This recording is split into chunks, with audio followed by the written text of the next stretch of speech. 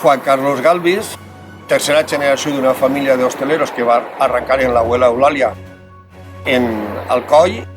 Primera cosa que me ve al cap de la paella de la infància, amb abuelo Olivares, en la garba de Arremulla de Taronxer, sempre me dia el mateix, diu, primer hi ha que fer tota la feina de la llenya, perquè si no està la llenya en condicions ben preparada, no podem fer la paella bé. Si s'anava al camp d'anar de paella, entonces la feia l'abuelo. Si estàvem prop de casa, per l'abuela Teresa, molt meticulosa i molt de tenir tot molt perfecte.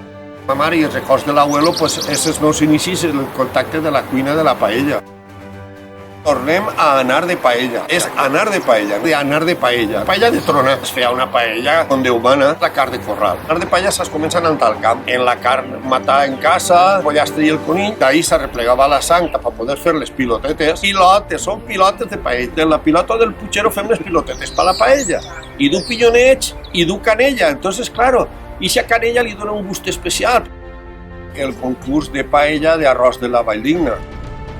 Se fan unes pilotetes que s'han recuperat en la sang del conill, porten unes tiretes de pimentó roig i que en algunes receptes antigues apareixen nomenades com a paella en banderetes, perquè pareix que siguin banderetes col·locades damunt de la paella.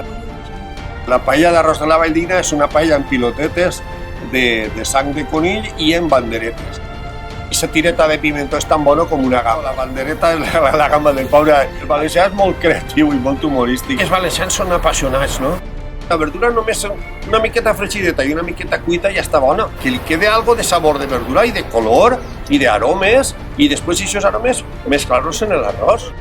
Que una paella valenciana no se pot acotar en una recepta tancada. Exactament, és impossible, però si és un menjar que era per alimentar-se de lo que se tenia.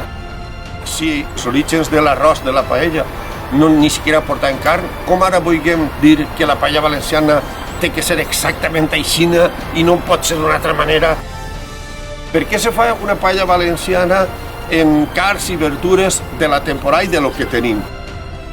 Si lo que se tenia era abaetxo i coliflor, pues els arrossos més antics que se recorden documentats no portaven ni siquiera carn. Estaven fets en algun vegetal i en trosseig de les pells o de les raspes dels abaetxos no podia comprar les molles les compraven els ricachons. Jo ara vull dir que moltes paelles valencianes ja no són valencianes, són paelles africanes. Anem a fer el possible per recuperar el rotxet nostre, el garrofó de la sella i entonces tindre les paelles el més autèntiques possibles. Això són les verdures de la paella del terreno en la temporada. La comunitat valenciana podria ser un buque insígnia de lo que és l'arròs en tot el món.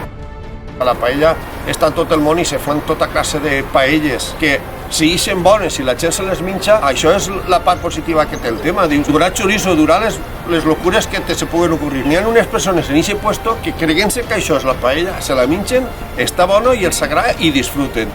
N'hi ha gent que també s'escandalitza de veure carxofes, faves, coliflor. Dic, però anem a veure, si és que són les verdures que hi ha en hivern, que no tinguem que fer-la. Li diguem paella al recipient, en altres puestos li diuen paelló, en altres puestos li diuen caldero, i totes aquestes paraules totes tenen el seu dret. La paella és el nom del recipient.